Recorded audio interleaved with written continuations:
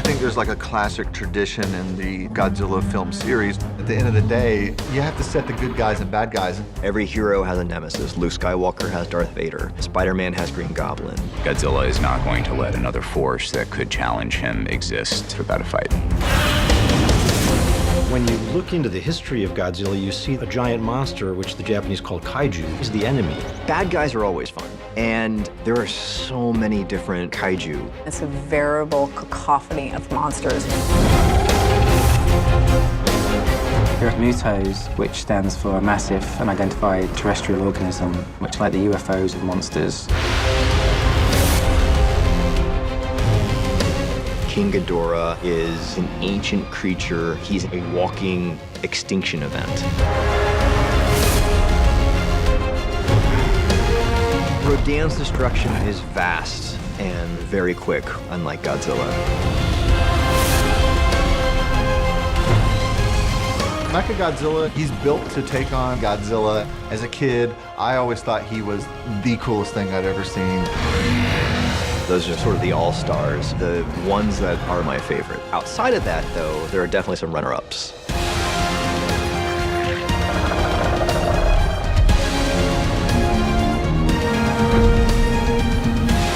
Even though they are the bad guys, and you shouldn't be rooting for them, inevitably the fans, they always root for the bad guy. We're at a point now where you can treat the monsters just like any of the humans in the film, and that's the reason people are coming to see these films. In any Godzilla movie, you do have to have the great giant monster sequence. He's the ultimate nemesis for Godzilla.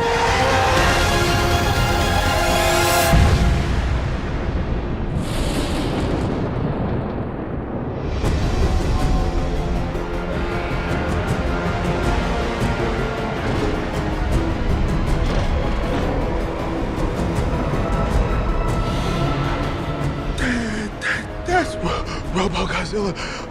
No, that's Mechagodzilla.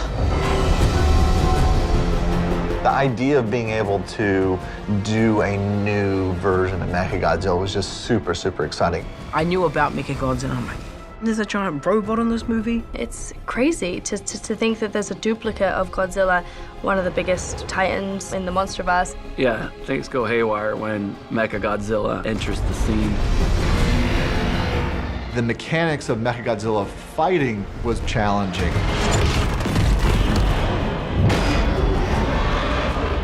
He's designed to know what Godzilla's next move is going to be and to outthink him and outgun him.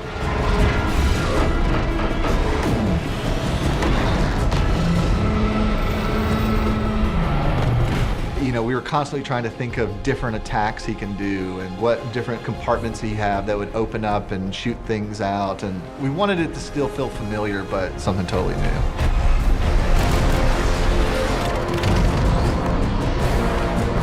I think one of the things about Mechagodzilla that took so long to figure out was creating this personality for him. The first thing he does when he blows out of the mountain is he just, you know, destroys random sections of the city.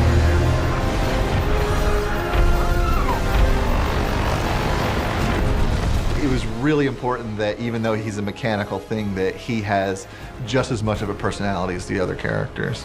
I have faith in our creation.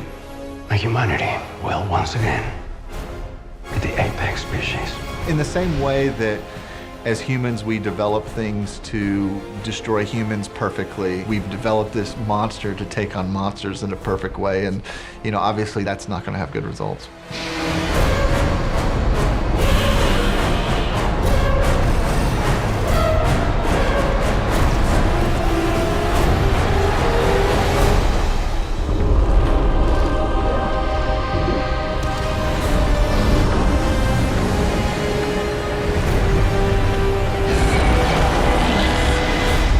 I was able to piece this together. It tells of a great dragon who fell from the stars. A hydra whose storm swallowed both men and gods alike. Well, you mean an alien? Yes, he's not part of our natural order. These legends, what did they call him? Ghidorah, the one who's many. Ghidorah for me was the scariest one of all of them because Ghidorah brings 3 heads and a storm. The fire and the rain and the wind. Ghidorah's literally a massive hurricane. Ghidorah is the arch nemesis of Godzilla, and he's just as beloved because of that. Mother of God. She had nothing to do with this. Monster Zero. You know, he's a little bit more out there because he's essentially a golden three-headed dragon. The way that he looks is based more on Eastern mythology. He's more serpentine, the designs of the head, the horns. I've been scouring through thousands of years of myths and legends, but it's almost as if people were scared to even write about it. As if it was meant to be forgotten. In the previous film, Godzilla dealt with the Mutos, which were very formidable opponents. But with Ghidorah, wanted to make sure we felt like here's something really intelligent, but also very vindictive. When he first rises up out of the ice, he spots human soldiers firing guns at him. Instead of just creating a moment where he just steps on them or blasts them, wanted to just have the briefest moment where he sort of bends down out of curiosity and sort of just sniffs them out before ultimately he just completely fries them.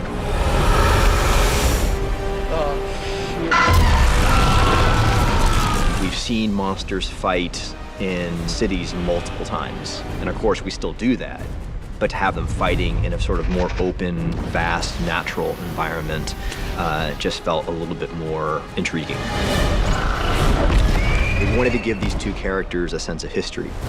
So we see them facing off, you realize, oh, these guys know each other, and this is going to be the culmination of thousands of years of bad blood.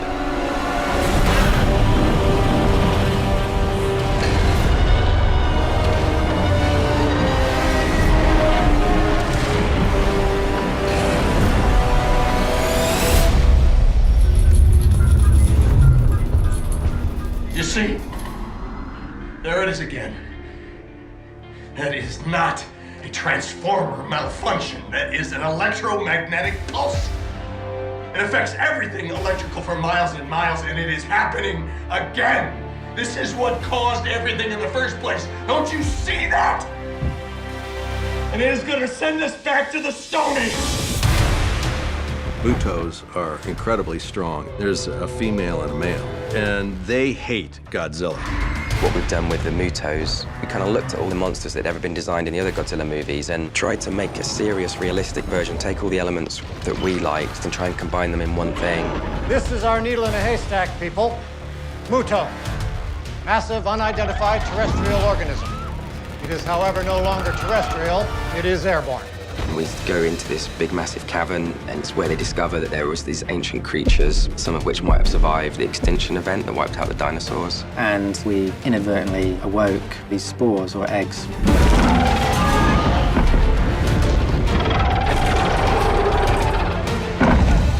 In the same way that we need carbohydrates or flowers need the sun, these creatures evolved to feed off radiation. And, you know, in prehistory, there was a lot more radiation on the planet than there is today. And so the idea is that these creatures evolved to go deeper and deeper to the depths.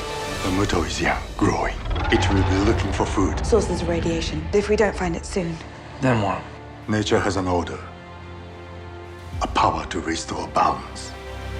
I believe he is that power.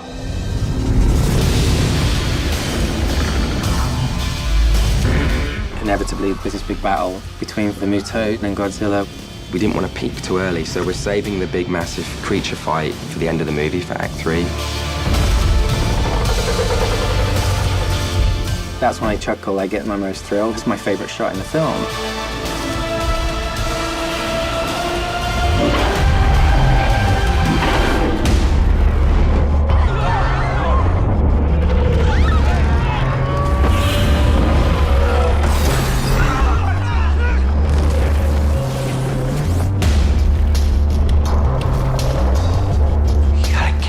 For this one? Local legends call it Rodan, the fire demon. That's comforting. Rodan's a very strong, hellish type of force. Anywhere he is, we're probably going through some type of hell.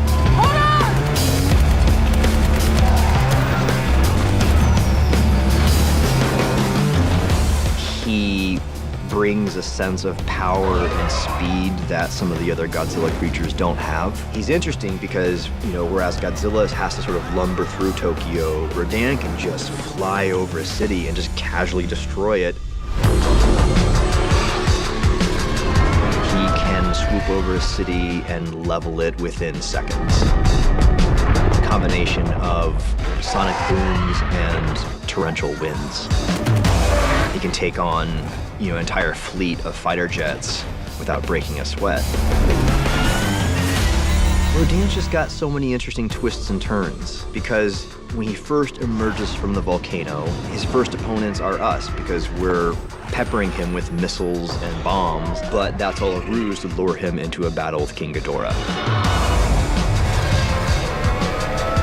It doesn't go too well for him.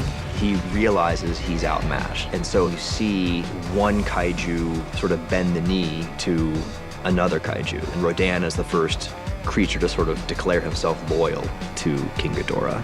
Long live the king. Rodan's a tricky monster because he's always been a bit of an underdog. Godzilla fans know him and love him well. I've always had a soft spot for Rodan.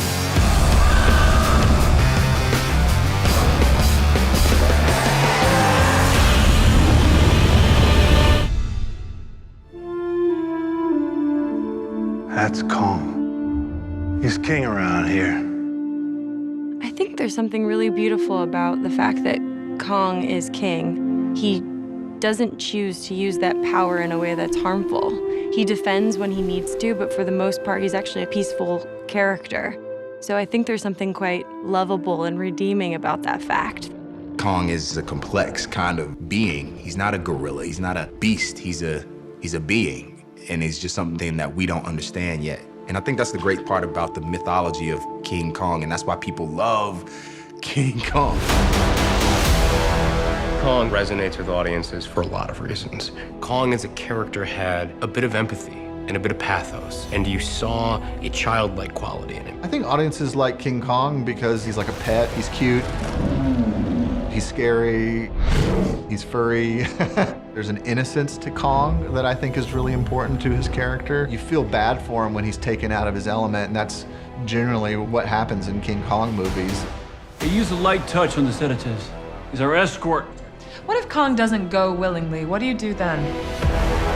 When you're doing these big monsters fighting, you're constantly asking yourself, what specifically about this monster makes him unique? And what are his tactics when fighting? And with Kong, he has the ability to use technology and use his surroundings in a way that Godzilla and a lot of the other Titans can't. He needs our help. There must be some way to disorient Godzilla. The reason King Kong and Godzilla go after each other, it's not because they hate each other, it's because they're both apex predators and there can only be one alpha. Let's look at these two monsters objectively with all the skills that they have individually and what actually happens when you put them together and they fight. What does that actually look like? And who would actually win?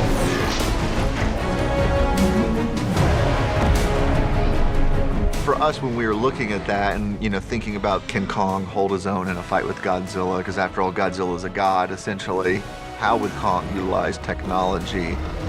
And this weapon that Kong finds is sort of a remnant of in the past and allows him to really kind of hold his own with Godzilla. I think force on force, Godzilla probably has the upper hand, but Kong has a few tricks up his sleeve. And that's what makes this fight so special, is that it may not be a fair fight in terms of muscle to muscle, but Kong makes it a fair fight with his intelligence and his ability to utilize his surroundings. I remember as a kid being on the playground and literally having arguments with my friends about who would win in a fight between Godzilla and Kong. This is like the heavyweight champion of the world fight. Two of these classic monsters that have cropped up on our screens for years and years and years are going head to head. That's really so exciting. This is a battle that hasn't been waged since 1962, so it's got to be the most satisfying version of these monsters coming together. For us, it was just important that this is the most epic battle of all time. This has to be the definitive answer to the question, who wins, Godzilla or Kong?